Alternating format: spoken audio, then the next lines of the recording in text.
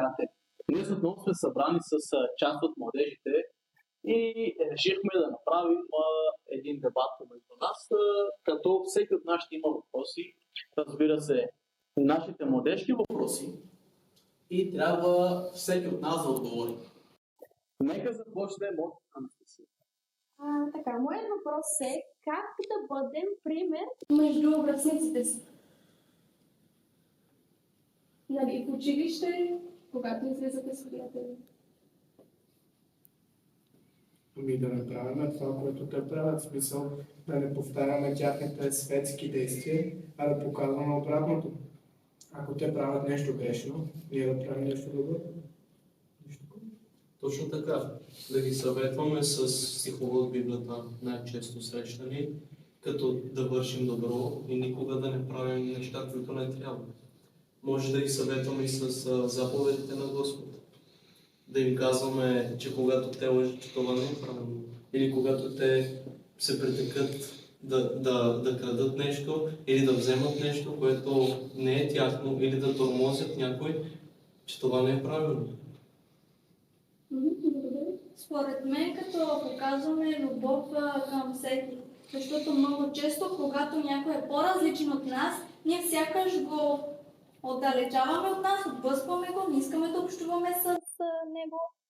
Един човек, който посещава църквата, вярва в Бог, трябва да показва любовта към Бог, към всеки един. Без значение дали е беден, от коя фамилия е, дали се държи странно и така нататък. Според мен, ние трябва да показваме любовта. Това ни прави различни. С това нещо даваме светлина на това. Добре, аз също искам да добавя нещо, разбира се. Както казахте, вие сега съм напълно любовта, то се включва от характера на Христос. Така че трябва да се стараем да бъдем христоподобни. Ние, които знаем истината, трябва да живеем по христоподобен начин. По този начин показваме всичко в едно. Разбира се, ако има някой друг, който иска да добавя. Мога ли аз? Разбира се. Мисля, че важно е да останем спокойни. Защото когато започваме да се забавляваме твърде много, някак си губим контрол над себе си, емоциите си и мислите, които излизат в устата ни. Така е, разбирам. Момичетата, има нещо да добавите ли? Другия въпрос тогава. Цецка? Защо толкова много млади хора се чувстват празни, въпреки че имат повечето неща? Имам предвид материално. Добре. Имате ли нещо да кажете? Според мен няма как да се чувстваш наистина пълен, както го казах ти, в себе си, ако Бог не е намесен в твоя живот. Искам да кажа, че ако дори да имаш целия свят, ако нямаш Бог, няма как да се чувстваш пълен. Без Бог сме прави. Разбира се, аз мога да добавя за притчата с богаташа. Имаше всичко, отиде при Исус, попита го какво да направи, каза му, че всичко е спазил. Ако се спомняте тази случка, всичко е спазил. Какво да направи? Кое беше? Спомняте ли се какво му каза Исус? Се отказва парите от имотите. Как се тръгна той? Не може да се пълен, не може да се чувстваш пълен. Защо? Защото сърцето ти е напълнено с празнота. Какво значи да ти бъде сърцето напълнено с празнота? Пълнено е с суетни неща. Неща, които имат край. Примерно, както казах, материалното е до време. То свършва. Дори земята, в която живеем, сме до сита земя. И разбира се, материалното, пълното сърцето с материалното ти е пълно сърцето, но какво те ползва? Какво е това нещо? Защото Исус също казва каква полза на човек. Ако спечели целия свят, но какво? Изгубиш. Така че сърцето ти, ако е пълно, в него обитава Бог, то ти няма как да си пази. Празнота когато ти си далеч от Бог. Това е което аз мога да кажа. Според мен трябва да допуснем духът да влезе в нас. Разбира се, че чрез молитва и чрез четене на Словото той да влезе в нас и да направи абсолютно пълно обновление в нас, за да бъдем по-добри и да мислим само за небесните неща и да мислим само единствено за Христос. Само тогава единствено ще бъдем пълни. Също мога да отговоря на този въпрос. Когато си празен отвътре, това не може да го запълниш с нещо материално. Според мен вътрешната празнота не може да я запълним с материални неща, защото вътрешната празнота само и единствено Бог може да я запълни с своята любов. Когато се чувстваме вътрешно празни, каквото и да имаме, дори да имаме най-новия телефон, да, той за малко ще ни зарадва, за една седмица ще ни бъде добре, но когато нямаме Бог в живота си, няма как тази вътрешна празнота да се запълни. Добре, някой друг да добави нещо? Няма какво да кажа. Добре, ще преминем напред. Нека сега Стефи, ако има въпрос, да зададеш. Как мога да служа дори когато не се чувствам недостатъчно?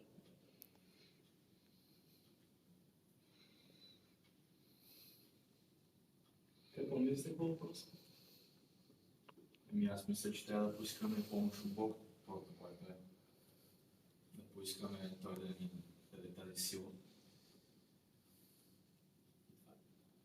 Добре. Тук идва, разбира се, един проблем от това, което слушам въпросът ми.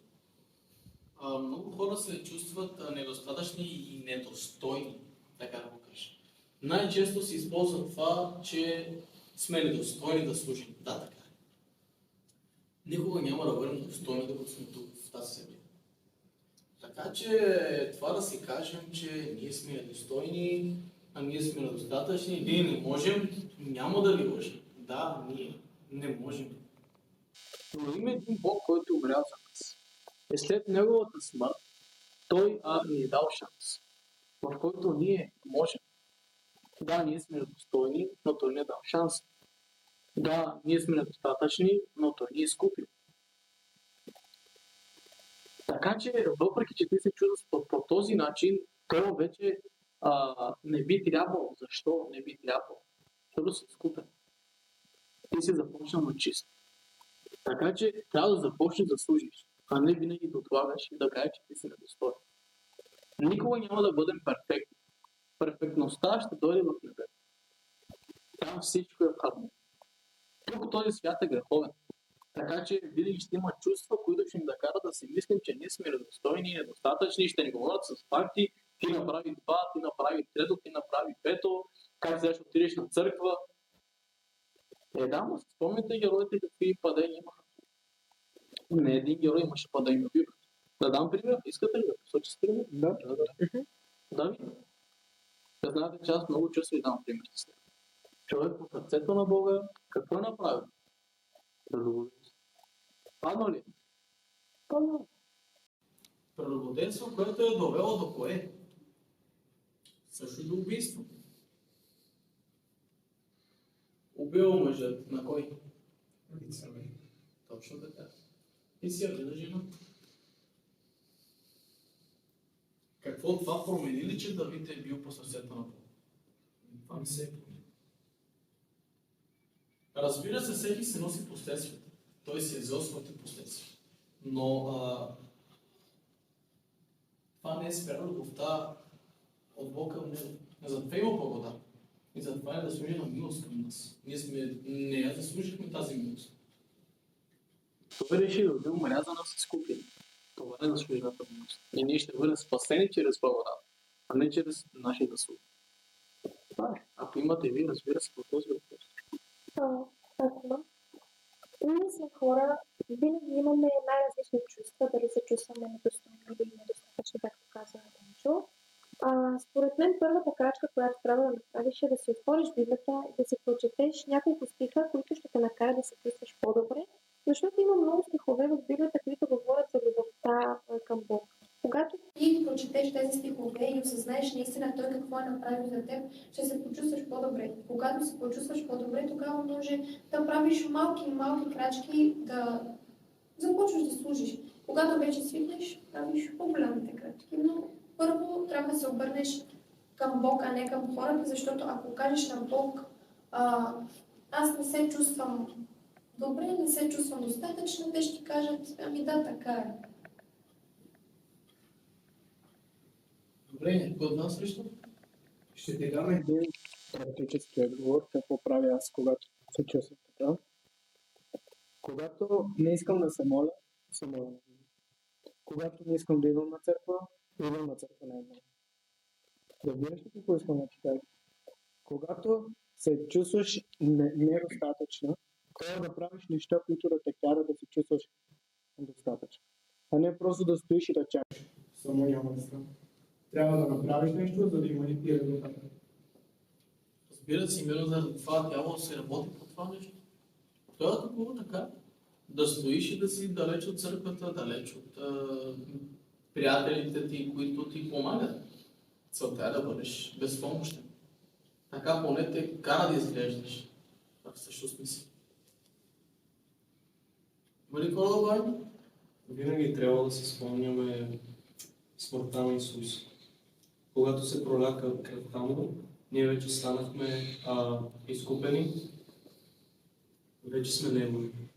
Трябва да се обърнем първо към Него, да се молим, Той да ни прости за всичко, с което го нараняваме и да се молим Духът му да бъде вътре в нас. Добре. Благодаря ви на всички за участието. Сега, да. Ще ти отговоря с лична история. Това означава да се чувстваш недостатъчно, когато трябва да послужиш на някой. Това означава, че мислиш, че няма какво да дадеш или ако дадеш, няма да е достатъчно. Нали така? Правилно да това. Добре. Вкъщи съм. Как не трябва да говориш. Аз казвам, не, няма да говоря. Нали, отговарям, няма да говоря. И аз си мисля, какво ще дам аз на тези хора? Какво ще кажа аз на тези хора? Кой аз съм? Аз нищо не става от мен. Аз не съм пример. Аз се провалих. Аз направих това. Те ми казват, не, няма как. Трябва ти. И аз казах, ами добре. И си мисля сега да пиша на една приятелка, понеже този човек, който ми писа, щеше да е извън града и нямаше да присъства на това място. И аз реших да пиша на една приятелка, нали, да ме замести. Защото аз няма какво да дам, аз не съм достатъчна, аз това си казвам. В този момент реших по-добре да се помоля Бог. Помолих се и казах на Бог, виж, ти знаеш, аз няма какво да им кажа. Аз не съм пример. И според моите виждания, аз няма какво да дам на тези хора. Аз не съм достатъчна. Своите думи да го кажа.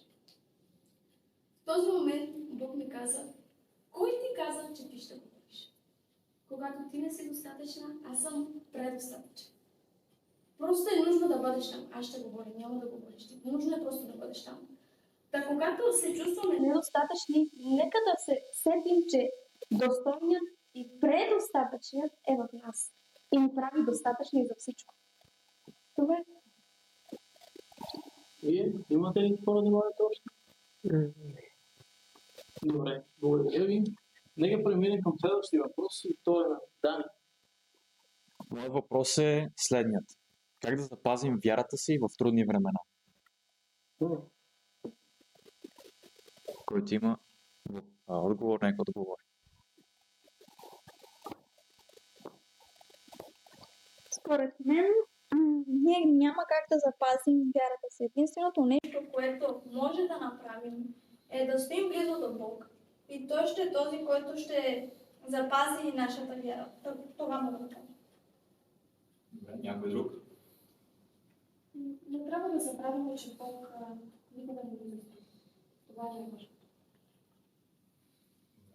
Някой има ли още кой да добави? С постоянство.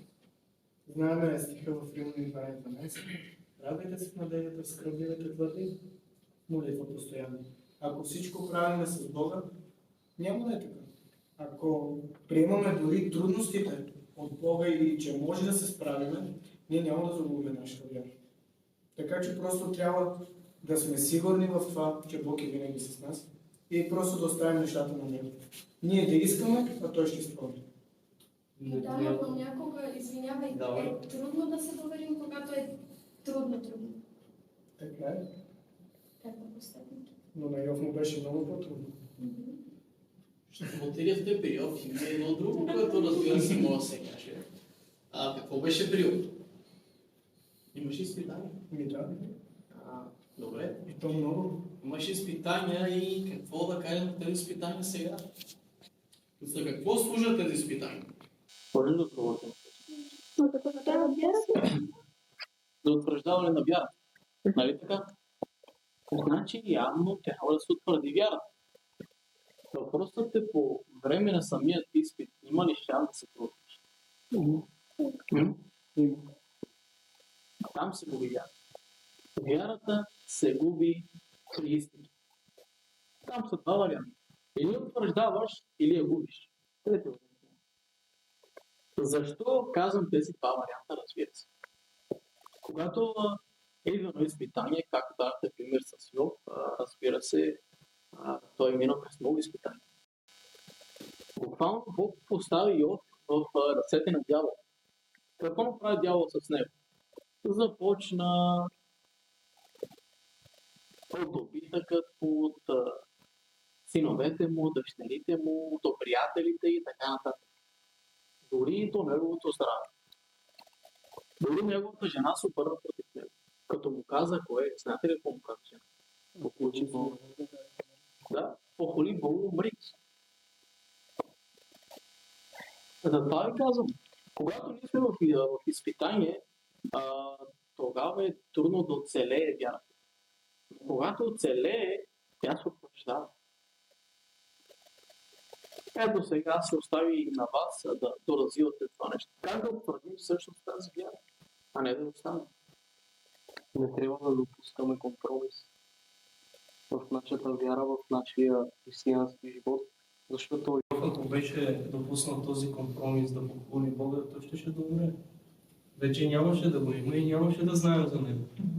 С това не трябва да допускаме компромис в живота си, в християнския си живот. Добре, имате ли нещо друго да добавите? Мисля, че е по-подходящо да се питаме какво можем да направим, че някакси да се подкрепим сами. Много често, като ни е трудно, ние гледаме да отбиваме време с приятелите, с Арсен, по кафета и не знам си какво още. По-хубаво ще е да отделяме време за молитва и нали, ако има църква, да дойдем и да се преклоним пред Бога, да предоставим всеки един проблем пред Него и да осъзнаем, че Той може да се погрижи за всичко. Добре. Искам да кажа, че ние много пъти, нали, както каза, той се опитваме сами, но няма как да стане. Ще дам един пример. Един път съм учил много за един тест. Учих много, обаче исках наистина само да се справя. Учих много и имах 3. Докато имах изпит миналата година, ме оставиха по физика. И аз си знаех, че дори да уча няма да го изкарам този изпит. И просто казах, няма да уча, Бог ще ми помогне. Отидох и изкарах Бог. Така че сами не можем, просто трябва да се доверим на Бог и Той ще направи всичко, както вече казах. Както вие все пак зададохте този въпрос, може да говорим цял вечер на този въпрос, разбира се. Защо? Когато си в труден момент, ти губиш доверие. Ти губиш доверие, ти нямаш доверие. Един пример. Умира това най-близък човек, а ти от това през това време се надяваше това да не стане. По този начин доверието къде отива? Губи се. Къде се държиш това?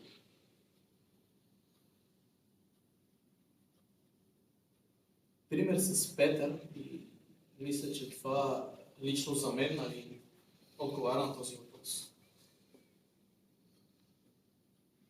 Виждат, те са в лодката и учениците виждат нещо в далечината. И какво се казва? Призрак. Почва да се плашат. Обаче Петър го позна, разбира се, като първи Исус каза. И му казва, ако си ти, позволи ми да дойда при теб как? По водата. Когато Петър тръгна, той потъна ли веднага? Не. Защо? Тръгнах сигурно. увереност и вяра. И фокусът му беше Към Бог. точно така. В момента, в който той тръгна, по-точно погледна в страни и видя всъщност какво се случва покрай него, че той ходи по вода и че бурята е много голяма. С две думи, проблемът е много голям. То умря това най-близък човек. Роднините си, нали, с приятелите си, но контекстът и буквално това, което има значение, стихът ни говори за това, че не трябва да сме със същата ценностна система, която е светът. Смисъл, сега, ако те лъжат, ти не трябва да лъжат, защото по този начин ти ставаш приятел с света, и нали там знаете какво казва, че Сатана е баща на лъжата, и ставаш враг на Бог. Та няма да говоря с повече, някой друг да каже. Според мен отново ще отговоря с не трябва да допускаме компромиси. Защото той може да ти каже, ако пуши, ти не си пробвал, не знаеш как ще е. Само веднъж и ти да си кажеш, Господи, сега аз не съм пробвал. Само веднъж допускаш компромиса в живота си, когато пробваш вече това може да ти хареса. Защото светът е такъв примамен, суета. И когато пробваш, може да ти хареса това нещо и ако продължиш с това и ти вече няма да си вярваш човека, просто ще станеш светски човек. И ще продължаваш да допускаш още повече компромиси, после ако са цигари, ще започне да е пиене, други. Много неща. Добре, греши. Той ако пие, не съм и аз длъжен да пия. Просто си поставям граници. Той може да ми е доста близък, той може да ми е като брат, но това, което той прави на начало, че аз трябва да го правя. И че това, което той прави, е правилно. Така че трябва другите да се влияят от нас, а не ние от тях. Добре.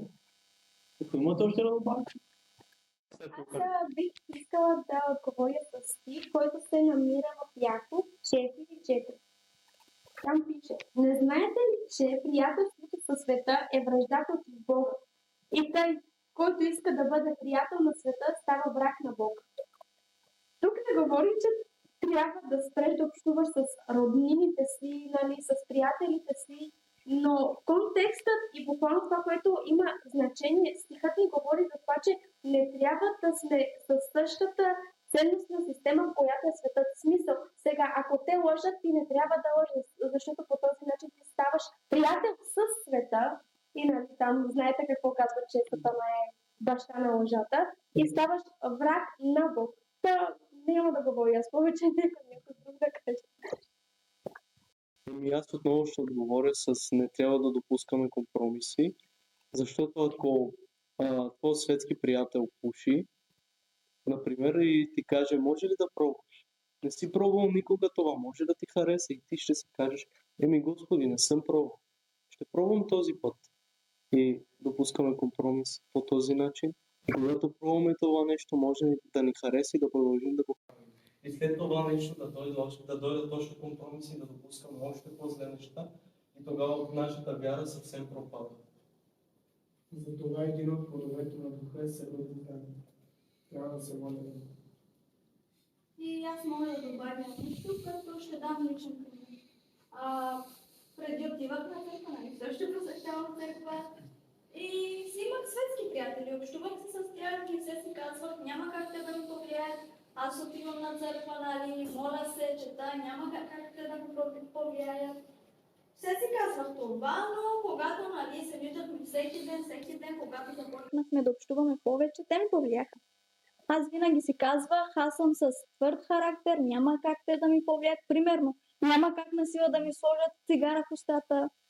Но все пак ние сме младежи и нашите приятели, нашите любими хора някога по-често ни влияят.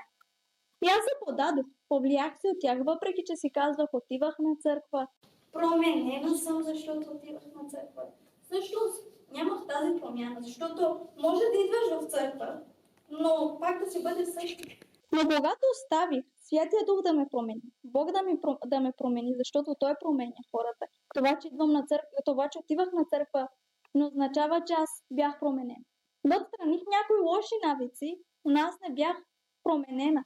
Нямах това качество, както каза Митко, себеобуздание. И аз се подавах. И след като оставих Святия Дух да ме промени, аз вече си общувам с моите светски приятели, нали, по-рядко, но не се повлиях от тях. Мисля, те правеха неща, които преди бяха за мен любими пред мен, но аз не се повлиях. Та, ако нямаш пълната промяна, мога да кажа малко рисковано да общуваш за този етап с тези хора. Това е все едно чух един пример, да си на диета, да искаш да отслабнеш и да отидеш в Макдоналдс хлебе. Или примерно искаш да не пушиш и отсреща твоя приятел да пуши. И на теб идва желанието и много често се подавам. Добре. Аз лично не мисля, че мога да дам по-добър пример от това нещо. Разбира се, вие го казахте, аз мога само да кажа следното.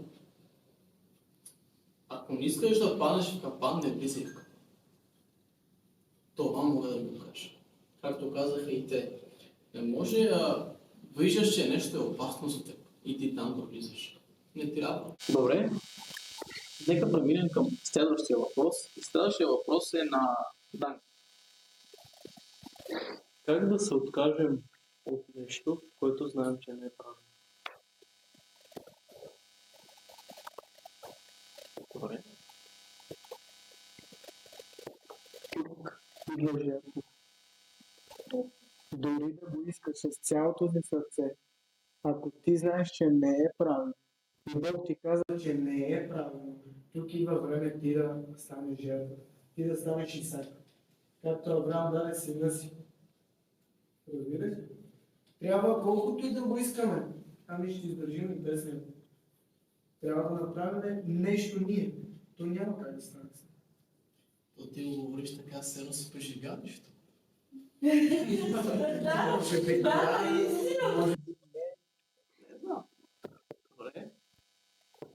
Имате ли някакво специално? Освен това, разбира се, Митко беше Доста изчерпателен. на този въпрос, но нали, все пак Аз мисля, че което обичаш повече, това ще надели. Ако любовта ти към Бог е по-силна от любовта ти към даденото нещо, както каза Дани, любовта ти към Бог трябва и може да надели. Да, така е. Съгласен съм. Разбира се, както каза и Митко, това сега това е в отговор и надавам да се такова. Като няма как да си жертва ти, ако не обичаш Исус. Няма как да си жертва. Няма да се жертва за нещо, което не го обичаш. Разбирате, няма как да стане. Но да тръгнеш да бъдеш жертва, значи ти това го обичаш. Така че аз няма какво да добавя по това, защото вие ако имате все пак. Добре, продължавам това към следващия въпрос. Следващия въпрос ще бъде на Гошко. Как да се знаем какво сме в Христос? Какво сме в Христос? Добре. Как да се знае какво сме в Христос? имате ли? Какво сме? Не знам как да разберем, като четеме Божието Слово, нали? Добре. А какво сме? Все пак. Деца, добре. знаем нашия баща. Вие сте свят народ. Друго? Добре. Скъпоцен, очите на Бог. Повече победители. Войни също. Да. И вече победител. Възлюбени. Спасени по Бога. Добре. Друго? Като стихотворение ви казах. Как, добре, как приемате това, че сме бойни? Да, така е, бойни сме. Знаем, че има Божие свърши, нали така? Знаем ли за Павел пише, и знаем, щом имаме всеоръжие, значи ние носим някакво оръжие. Нали така? За да носиш оръжие, значи воюваш. Кажеш, какво воюваш? Срещу началството. Точно така. Не срещу хора. И разбира се, трябва да разберем и разбрахме много неща, какви сме в Христос. И на първо място не трябва да се забравяме, че ние сме деца. Но, разбира се, ние сме всичко, но сме деца. Какво да да бъдеш дете на някой?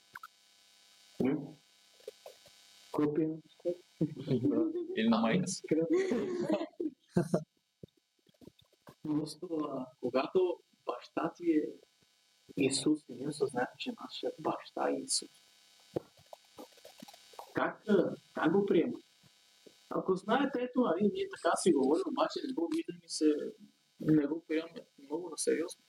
Когато приемем, че ние сме деца на Бога, ако ти знаеш, че твой баща или че твоята майка са хора, които няма кой да ги поведе, как се? Щастлив. Да, не е да оценен, примерно. Да, гордо. Давид каза, баща ми е Исус ще победи. Да. Е казал нещо много важно. Предпазен. Да. Да, така е. Ще се чувстваш сигурен. Проблема е, че ние знаем, че сме, но само го знаем. Това е нещо повече. Не го чувстваме, не го мислим и не го практикуваме. Така че да, пък това вие сте свят народ, ако кажеш на някога, аз съм недостоен, аз съм грешен, такъв свят народ. Примерно, разбирате ли? Той казва това. Вие сте свят народ. Така че да, свят народ. Това сме в Христос. Божи деца на първо място в църква. Имате ли нещо да добавите? Аз искам отново да кажа нещо. Да осъзнаем е да живеем в Христос. Аз първо в една тема казах да живее Христос. Когато ние живеем в Христос, ние ще осъзнаем. Лично мен ме води до един стих от Павел. Любимият ти, може да го кажеш все пак. Разни с Христа и сега няма живее в този начин. Да.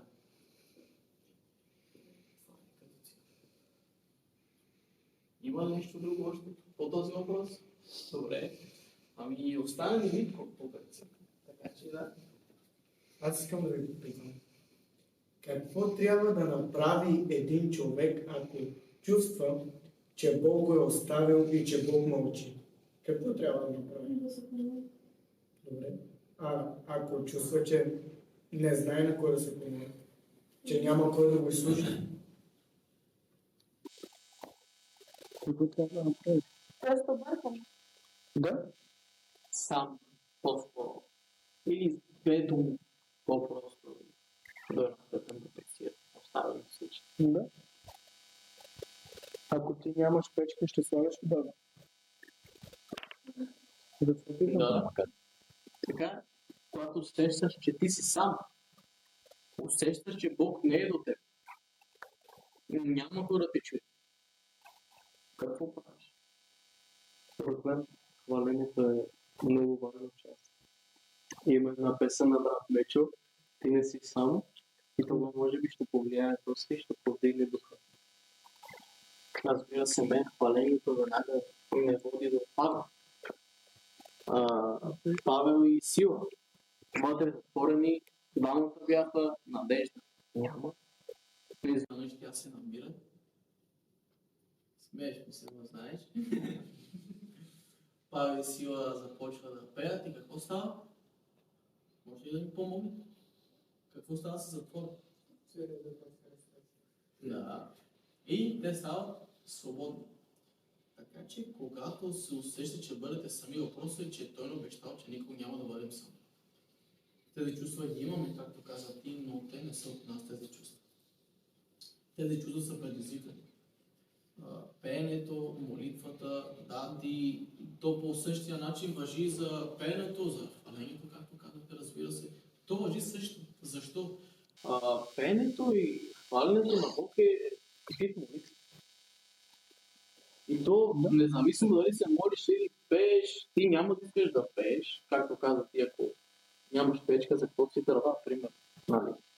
Няма да искаш да го направиш. Въпросът е, че ние знаем, че той ни обещава, че винаги ще бъде. Тези мисли ние не сме застраховани да не ги получаваме и да не го чувстваме. Въпросът е, че ние тук вече трябва да се включи знание. Ти трябва да знаеш, че той е при теб, въпреки че ти не го чувстваш. Защото той е обещал. А знаем, че той не си нарушава обещания. Имате ли все пак вие нещо, къде да добавите? Аз. Давай ти. Може ли да повториш въпрос? Какво трябва да направи един човек, ако той чувства, че Бог го е изоставил и че мълчи Бог? Какво трябва да направи той човек? Много често, нали, повечето хора започнахме да чувстваме много, станахме доста чувствителни. Примерно, аз когато се чувствам самотна, просто сядам и почвам. Чувствам се самотна, чувствам се така, не чувствам Божието присъствие и така нататък. И постоянно аз седя, просто си го повтарям и аз се чувствам още по-самотно, още по-депресирана. Но ако падна на колене и предизвикам Божието присъствие, тогава вече няма да се чувствам така. Бог ни обещава, че в своето слово, ако го призовем дел на напаст, той ще ни избави. Ние когато се помолим, когато предизвикваме Божието присъствие, ще го усетим. Да, ако просто седим и си казваме, аз се чувствам така, ние ще продължаваме да се чувстваме по дадения начин, дори по-зле. Но ако се изправим и предизвикваме Божието присъствие и усетим Бог, просто няма да се чувстваме така. Добре. Митко, ти имаш друг въпрос или ще говориш по това? Ако ще говориш по това, да. Давай първо ти. Добре. Продължавам мислите ми, Цецка. Много взехме наистина да чувствам. Чувствам се така, чувствай се работ. Чувствай се работ. Да, ама не защо. Ама ти може да се чувстваш, нали, работ. Може да се чувстваш и пияно. Ама ти не си пияно. Да, именно. А ние имаме обещание, че никога няма да сме сами. И тук идва, както каза и Данчо, знанието и да знаеш твоята идентичност в Христос, да знаеш обещанията на Христос. А ние не сме чувствата. Вижте, хора, чувствата ни са объркани в повечето случаи. Чувствата ни са непостоянни, винаги са различни. Сега ти е скучно, след малко си щастлив, след това си депресиран, има ти нещо друго. Има един човек, който постоянно ме блокира и ми пише: мисля, че не ме обичаш, вече не ми обръщаш внимание. Никой не иска да е с мен. Не съм, отвратителна съм да се чувам. Ама тя се чувства така. И аз колко ти пъти да обясня, че то не е така. Тя си има родители, които я обичат, са до нея. Има си племени, който винаги е до нея. Младежи, които се молят до нея. Бог, който е винаги с нея. Святия Дух, който е на разположение за нея. Ама тя се чувства самотна. Стой си дома. Продължавай да се гледаш филмите. Не искаш да излизаш навънка. Много добре ще се чувстваш. Никога повече няма да се чувстваш самотно. Иначе ти си сме вкъщи. Въпросът е, че когато съзнаем всъщност, че има проблем, ние не правим нищо, а продължаваме да дълбаем в проблема. Чувствам се така и не взимаш решение, аз не искам да се чувствам така. Аз трябва да направя нещо, за да не се чувствам така, защото това не съм аз. Аз не съм чувствата си. Нали? А ние продължаваме, например, и започваш да гледаш такива филми. Нали? Ако някой те нарани, пускаш онзи филм, който всички ги нараниха, всички ги оставят и ти се чувства още по-зле. Въпросът е там, че понякога сме много странни. Когато се чувстваме по-зле, вместо да опитаме да станем по-добре, искаме да станем още по-зле. Пускаме си мени. Но аз ще говоря много за това. Ще приключам, мисля, че отговорих достатъчно дълго. Така. Аз искам да кажа, въпросът е много мой, но няма как да не кажа нещо. Когато се чувстваме така, е много по-добре да потърсим човек от църквата, наш близък. Ще дам пример. Когато представете си, че сте Саул, обаче не сте обладани от демони, а сте в депресия. Идва Давид и го освобождавате от спески. Добре, депресията е вид демон, така че да, добре, няма значение. И трябва да потърсите някой, който да ви измъкне от там. Например, Данчо, като младежки ръководител, момичетата Анастасия. И така. Или ние просто да се помагаме взаимно. Не да оставим всичко на нас. Да, Носете си един друг. Да. Тежи с другия. Това понякога е трудно, наистина. Понеже понякога се чувстваш и досаден. Понякога ти искаш да кажеш, Да, ти искаш да кажеш на някой какво ти е, но се замисляш и той има проблеми, семейни, свои, училище, работа. И някак си се чувстваш, че ако му кажеш, трупаш товар на раницата му. Да. Идам? Не мога да говоря. Спирам. Добре, имате други въпроси. Аз имам сега един въпрос, по-точно той не е мой личен въпрос, зададен от други младежи, от публика, така да го нареча. И въпросът е следният. Какво ни е мнението за пересвятните хора и за адвентните? По този начин е зададен въпроса. Разбира се, то може много да се говори по това, но нали, ще обхванем до толкова, доколкото сме го разбрали. Ще започна аз първи да отговоря на този въпрос и лично аз да кажа така. Аз имам приятели, които са петдесятни.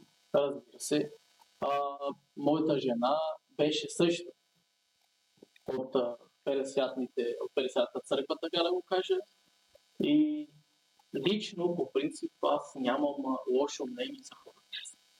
Разбира се, всеки си има разбирания. Да, така е, трябва да се види правото и истината, но в спорове нито мисля, че аз имам намерение да влизам, нито пък 50-те. Така че целта е друга. Целта е да не видим това, което ни разделя. Това, което ни обединява, разбира се, истината трябва да бъде на първо място. Не може да има компромис към истината. Исус не е правил компромис, така че не мисли, че между християнските общности трябва да имат компромис за истината. Това е извън библейско, това не е библейско. Така че аз, ако обърнем внимание на това, което ни обединява, мисля, че по този начин ще се изгладим отношенията с истината, разбира се. И нямам лошо мнение към пересадните хора. Също така, разбира се, ако искате, така да го кажа, може да проверите и нашия пастор се го казва в Амбона, почти същите думи. Така че лично нашата църква не е настроена лошо срещу пересвятните църкви, така да кажа. Нито пък аз. Разбира се, вие сега каквото искате да добавите, може да добавите. Добре, може ли? Въпросът беше какво е мнението ни за 50-ната и адвентната църква. Ще започна с това какво е мнението ми за адвентната църква. Тъй като съм от адвентна църква, мога да кажа, не сме студени хора, не сме законници. За 50-ната какво мога да кажа? Мнението ми за тях е, те са доста харизматични хора, огнени хора. Аз бях част от 50-на църква и обичам ви. Вие знаете, какво говоря. И да, бих общувала с тези хора. Целта е помежду другото това да бъдем единни. Това е Божията воля. Трябва да работим заедно за Бог, защото все пак имаме един баща. И да. Добре, някой от вас? Ами, моето мнение за тях е, че те са много готини хора.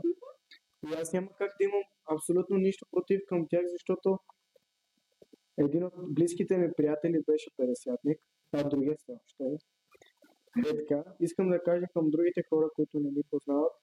Ние когато се виждаме на улици на център или в кафенета, ние винаги се поздравяваме. Ние не се отминаваме.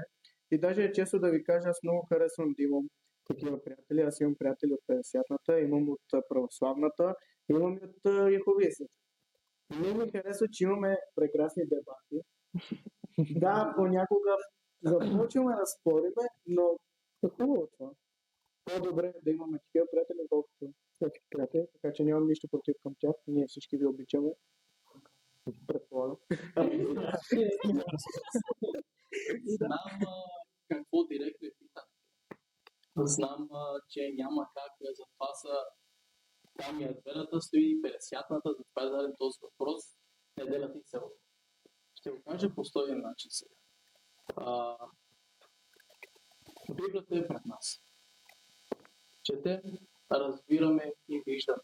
Ако очаквате от мен аз да кажа, нали, защо пазите неделята и защо правите богословия в неделя, няма. Нито пък някой от нас. Разбира се, всеки си има слово, всеки чете и разбира. Затова казвам, трябва да гледаме това, което ни обединява, а не което ни разделя. Говорих за неделята и съботата, защото много добре знаем, че ние освещаваме съботния ден. Какво значи да го пазиш? Да пазиш е нещо много силно казано, така да го кажа. Няма от кой да го пазиш. Този ден е за теб, събота е зададена за човека и затова ние се стараем да освещаваме този ден. Въпросът е, че много хора, включително и адвенти, аз не казвам сега към 50-те хора, че го приемат като бреме. Приемат го като бреме. Ние не можем да купим, ние не можем това, ние не можем да чакай. Това всичко не е казано за да те обремени, даже напротив. Това е казано, за да може нищо да не ти отделя вниманието от Исус. Това е ден за общение и за почивка.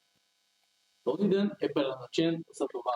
Именно Исус е казал, че Той е Господар на този ден. Така че ние трябва да се почиваме от този ден. Знам, че много хора го приемат като време и заради това събота е различна. Мнение за неделя няма да давам аз, така че това. Всеки човек всеки може да избира събота, неделя, понеделник. Така е, важното е да знаем, че Бог работи и с тях, и с нас. Така, да. Имате ли нещо да добавите? Да, независимо дали Християнска църква, дали от други деноминации, няма разлика между една църква. Бог не научи да се мрази. Затова и аз казвам, независимо с кой се виждаме или с кой се срещаме, ние трябва да се общуваме, трябва да се поздравяваме, не може да се отминаваме все едно някой крал на друг неща, примерно. Разбирате? Не трябва да сме в лоши отношения. Това е което аз твърдя и мисля и правя. Разбира се, истината ще се слезне, когато му дойде време да го кажа.